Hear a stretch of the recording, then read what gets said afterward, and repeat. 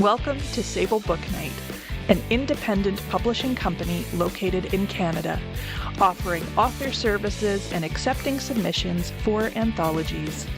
Visit sablebooknight.ca for more information, and BooKnight shares the K. Here are your hosts, Tania and Story Tyrant. Hello, everybody, and welcome to Sable BooKnight, episode 13. Today, we are interviewing our friend and editor, Amanda. My name is Tania. I'm Story Tyrant. And this is Amanda. And I'm Amanda. Yes, welcome. I'm glad that you are joining us today. We've been talking about this interview for a while, and we finally lined up our schedules to make it happen. So why don't you tell us a little bit about yourself?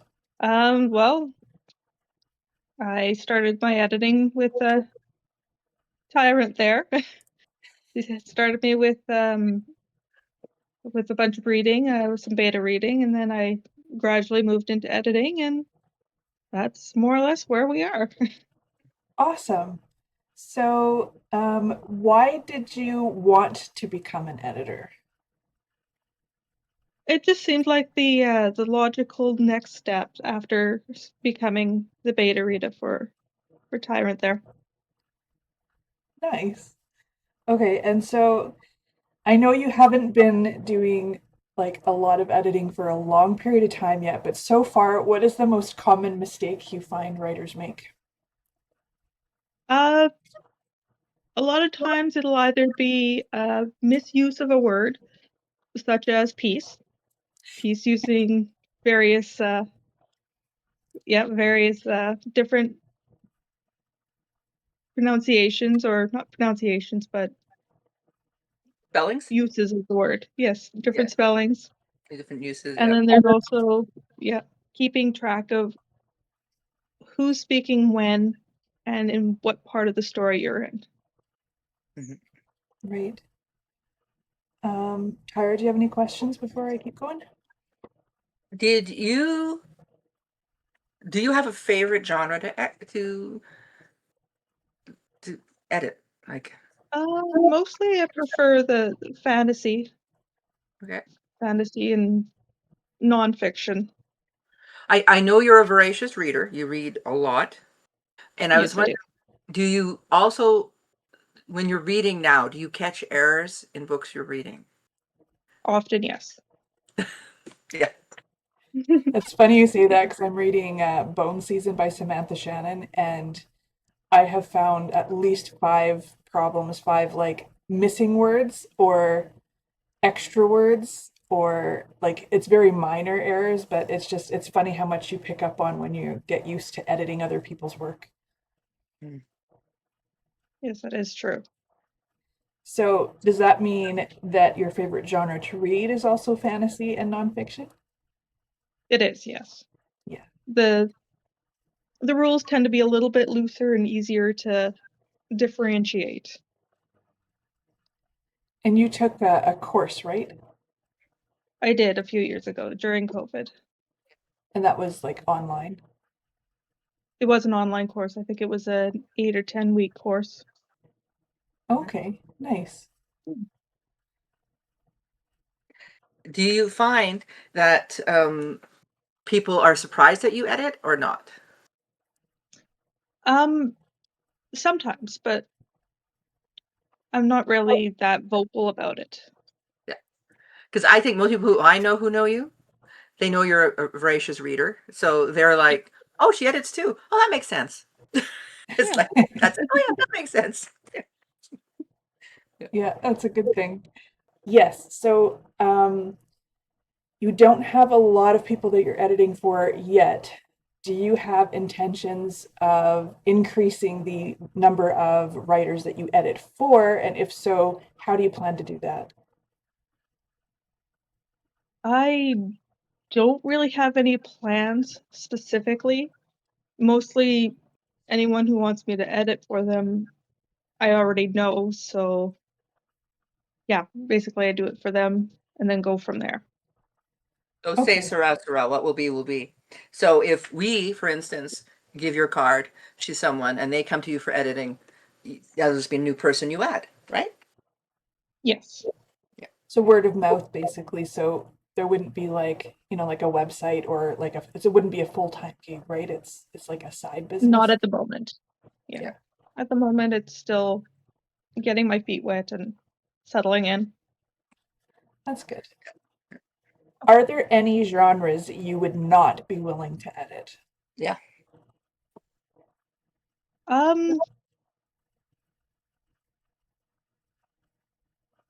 Not specifically. I think it has to, I have to be able to get into the mindset to read something. So if I have trouble getting into that mindset for reading that type of genre and everything, it's the only way for me to get into it. If I can't get into it, then I can't do it. So how would you feel about memoir? Like I know a lot, like in the Interlake, there's been a lot of people in passing that have come saying, "Oh, I'm writing a memoir and I haven't figured out what I'm doing with it yet." And so if we were approached by people writing, like an older person writing a memoir, is that something that you would be interested in? Not specifically, especially if it requires a lot of um, research and looking into things for other people. That's something I can't really wrap my head around Right. to comfortably do. Yeah, What about erotica? that makes no difference to me. Okay. Cool. Okay. I just write wanted to make horror, and I've Mhm. given you some of my stories, but I don't do gore. Would you do gore for someone if they had a very gory story? As long as it made sense. Okay. I don't care for doing gore for the sake of gore, but if it does follow in with the story and it does make sense as part of that story, it's not a problem. Mhm. That would be the same for erotica or just about anything like that. So steamy is acceptable. You Steamy is will acceptable. probably be receiving something that has some steamy scenes in the future from me. That's not a And problem. horror stories from me. Yeah. Go away. Once again, not a problem. As long as it's not happening at the same time, like a horror intimate scene, like it's probably If it possible. makes sense, it's not a problem. Yeah, because I had that vampire who gets killed while he's biting the woman. So, and she gets transformed. So, while they're, and Well, there there was a tornado happening at the same time. So it was a rough. That's like a crazy scene. It was rough.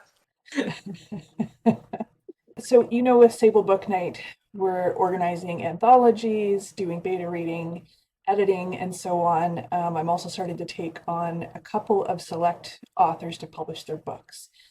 If needed, would you be interested in being hired as a side editor for Sable BooKnight? Sure, that's not a problem. Sounds good. In case like the workload goes, woo, because I don't know what's going to happen. Yeah, no, that's not a problem. I don't mind helping out. Awesome. Sounds good. And is there anything about editing you'd like to talk about? Me? Do you have any tips? Okay, so say you're working with somebody who is a shiny new writer who has not been a part of writing groups, who has not done doesn't have a lot of feedback on their writing. Do you have any tips for dealing or working with somebody who is a newer writer? Not specifically, although getting to know them as a person does help. You know them personally, it's easier to explain yourself when you're trying to explain how something's not making sense within the story or how to help recreate it or reword it so it makes more sense, so it flows more evenly. It is helpful when you know them personally. For sure, that definitely makes a difference. It does. That way you're not accidentally, accidentally insulting them or getting them upset just by the way you word things. Because if you recall when I did your first book there, you found I was a little bit aggressive almost, just in the way I told you things. And it wasn't meant to be insulting. It wasn't meant, it's just the way I come off sometimes. And I think for me too, it was new for me to work with an editor who wasn't also a writer. So it was a new experience, I think, for both of us at that time as well. Absolutely. Yeah. I like the fact that you're not a writer. I know this sounds strange, but because you're not a writer, but you are like an avid reader, because of that, I find it gives you insight as both a reader and an editor, because you're coming from the reader editor side. And as an editor, you're trying to make it easier for readers. And as a reader, you know what doesn't work when you're reading a book. So to me, I find it's an asset that you are like that. Definitely. And do No, I you, understand. yeah, do you, Amanda, have anything you'd like to say about editing yourself? Um, Not specifically, although just as a warning that if I do editing for someone, I do come across as a little bit more, like I said, aggressive. It's not that I'm trying to be mean or anything. I'm just very, very, what's the word I'm looking for? Passionate. Very passionate, but also very blunt. Yeah, see, So and I don't like to sugarcoat things. yeah, I That's really okay. don't. and I There's like nothing that. wrong with that. I Yeah. don't like people sugarcoating. It actually, if people are waffy with me, I get annoyed. As that's why I'm the tyrant, right? Mhm. Well, and honestly, for me myself, like maybe at like the beginning, I was super sensitive because I was so worried about people liking my work. Um, but now I have a different opinion, because I've published a few books, I've done a lot of work with other writers and people, and so I feel like I can take it in a different way than what I did at the Yeah. beginning. Yes. You just, as an editor, yes, I do have to keep in mind that not everyone feels the same way. But at the same time, as a writer, it helps to keep an open mind when someone tells you something. They're not doing it to ridicule you, they're not doing it to upset you. They're trying to help you better understand what's going on so you can see it from a different perspective. Yeah, and both like the writer can also learn a lot by paying attention to what the editor says. Even if you don't agree. Yes, yes. That is something that I tried to explain to a few people years ago when I had a class in Selkirk. I had, I'm thinking of one particular student, very good student, but this individual would not take criticism. And when I pointed out word repetition, all the sentences the same length, it was always, he refused to use the word said. So she exclaimed, he bellowed, and it was very annoying. And I said it's very annoying. This is not a child's book. And I said to him, this individual, go and look at books in the genre that you're you want to publish, and look at how they're doing tags. Look how they're doing description. Look how they're doing sentence structure, because you're not doing it. And this individual got very mad at me, and it was. I said to them, having discovered they had a musical background, I said, "Can you, as a musician who did music for 40 years, can you tell when you have a new guitarist versus someone who's been passionately doing it and was corrected early on to do it correctly for 20 years?" And this individual said, "Oh yeah." Like, I said, "Well, how do you know? How do you know the difference?" He goes, "Well, there's the timing, there's the." Oh, that's what you're telling me. I said, "Yes." Again, it was like you said, once I learned they had a music background, right, I was able to say, okay, let's look at this from a beginner musician to an experienced musician who was corrected early and does things correctly. And that was the other thing.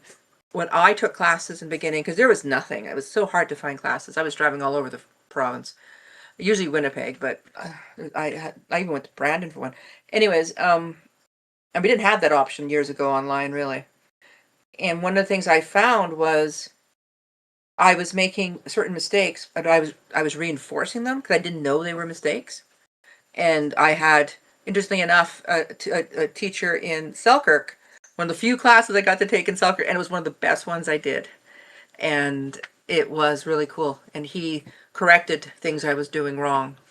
For instance, he said, when you use the word said, it vanishes in the reader's mind, but not in an audiobook, which is modern. He wouldn't have said that then. And he pointed out if you put the person's name first, so John said instead of said John, people will actually read faster the dialogue because they know who said it. As So if soon you're as they not, see that name, they can move on. yeah, they drop, and the said just vanishes from their mind. And what's interesting is, and I was wondering about this for you, Amanda, would you be interested in editing a book to be translated into an audiobook? Because you have to get rid of the sads. There's a lot of things you have to change. And I don't know if you listen to a lot of audiobooks, so I don't know. I don't listen to a lot of audiobooks. I find them distracting Oh. and very slow paced, even once I speed it up. I prefer reading because I do read so quickly. You're So I voracious. don't really, yes, and I don't really pay attention to a lot of things specifically when I'm reading. It just kind of, for me, reading is almost like a movie. In your head, yeah. Yeah, in my head, because I stop seeing the words and just see what's happening. So So do as you, an audiobook, I don't know. That would take a lot of time for me to sit down and think it through. that's interesting, eh? So do you find then that you're using a different part of your mind when you're editing than when you're reading? Like there's some overlap, but is there some differences? There is some, but not a lot. Mostly because when I read something for the first time, I have one part of my brain going, unless it's a blatantly obvious error or something that just does not flow. If it's something that won't flow, then it knocks my brain into editor mode. Okay. Have you picked up a book and to your horror, you've only been a chapter or two in, the only way to finish the book was by editing it? I have not, because when it's that bad, I just put it down, walk away. Because Okay. obviously it's not finished. Yeah. I was given a book and I wanted the book. That was the worst part. I started reading it and I literally had to go and get a highlighter and start editing with a pen and Oh highlighter to no. finish the book. Yeah. And when I was done, this 350-page book, I had cut out 120 pages that weren't necessary. They literally slowed the book down. They didn't add anything. Wow, that's a lot. Uh, So, Amanda, I wanted to ask exclamation marks. What is your feeling on exclamation marks? When is it okay to use it? That's a tough question, actually. And honestly, it has to do with the feel of the book, the feel of what's happening. But most of the time, I really don't use them that much. Yeah, I think like even in reading published books by, trad publishers and that, you really don't see exclamation marks, or if you do, it's so limited. It's probably Yeah, less than a handful in any novel.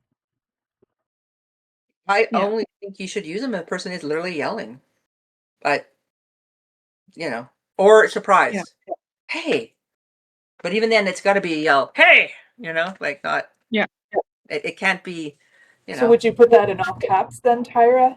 HEY exclamation mark. No, I would All just capital, Yeah. what? all capital, and italicized too. No, no, no.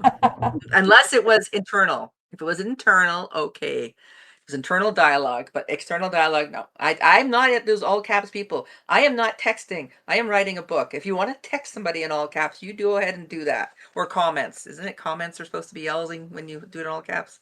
Yeah, no. This is a book, people. A book. Arg. In saying that, I think that with the way things are going with books nowadays, a lot of them are showing the when someone texts something. Then I think that exclamation marks do follow in with that. Like if Okay. someone's sending a text in the Oh, book, yeah. then they're texting the way that they would text, so that your dialogue should follow that text. Yeah. Yeah, exactly. I was embarrassed that I had to go online and look up short forms for texting because you know how I text in full sentences and try to figure out what thanks was in text. It's TNX or something. And I was like, Yeah. what is thanks if you're doing short form text? I had to go online and find out. Yeah, it was really interesting. I was reading Scarlett Cole's latest book, and there's big sections where there's text messages, and now she's actually used the image of like a chat bubble right in the book to show that it's text going back and forth. I'm like, this is so smart because it's so clear because you've got different types of dialogue, and all the different types of dialogue are formatted differently. Like internal is italics and regular is the double quotations. But with text messages, I don't even know how I was doing it in my book. I'd have to double check, but it was always that question in my mind: what is the right way to format a text message in a book? Yeah, in the Family Man, I have Andy texting Chaz, and I just did it like smaller dialogues. I didn't know what to do, but I was like, what? How do I distinguish that this is texting? I almost wonder if even just changing the type of font would be enough to make it stand out as different. It probably would, yes. Makes sense. Change the font, even just make it slightly smaller, and each line would be the line, not specifically like a story where it goes across the entire page. Yeah. Do you have any additional questions before we wrap up, Tyra? No, but Amanda, do you have any questions for us? No, not at this time. Okay, all right. Do you have any homework, Tyra? Yes. Find someone like Amanda who can at least beta read, or better yet, like Amanda, who can actually do some editing for you. Find someone in your circle of friends, or go online, or find Amanda, and and get her to do some beta reading or edits for you. Just to go with the process.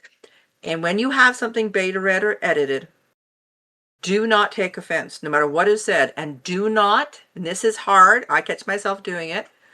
So if Amanda says, this is unclear, my gut response is then to explain the scene. Well, I will not be there with every reader explaining the scene, right? Hopefully I'll sell hundreds, if not thousands of books, and I won't be there to tell each person what the scene meant. So Amanda's feedback is critical. So don't try to explain the scene. If the reader, the beta reader, or the editor cannot understand what's happening or is unclear from the scene that is written, then it has to be rewritten. Listen to their advice. Listen to what they're saying. So find someone. I like it. All right. Well, thank you, Amanda, for joining us today. And have a great rest of your day, afternoon, evening, night, or whatever, and happy reading. Remember, story comes first. Bye. Thanks for joining us today. We hope you have a great rest of your day, afternoon, evening, night, or whatever, and keep on writing. Yes, and remember, story comes first.